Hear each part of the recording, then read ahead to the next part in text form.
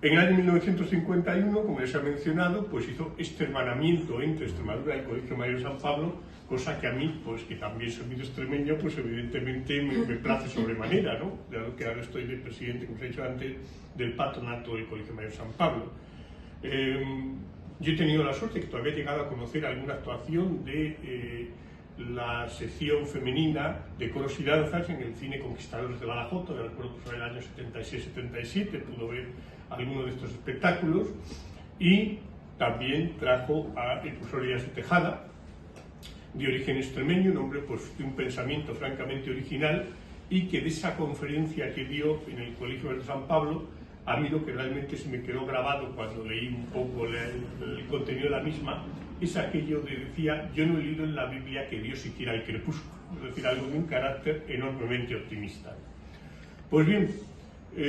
Manuel Martín Lobo es un hombre que pertenece también a la Asociación Católica de Propagandistas, y a lo largo de su vida ha sido un gran propagandista. De hecho, muchas veces en su edad pone que es doctor ingeniero de montes y periodista, porque la verdad es que ha escrito todo lo escribible en la prensa. Tiene centenares y centenares de artículos, a cuales más interesantes, muchas veces resumidos también después en libros, y tiene alguna obra fantástica, por ejemplo, sobre el Plan Badajoz, en el cual tuvo pues, un papel tan destacado y del que hace una reivindicación que realmente es muy interesante leer, porque como buen ingeniero, cuando puede hablar de temas, da una cantidad de datos pues realmente ingente.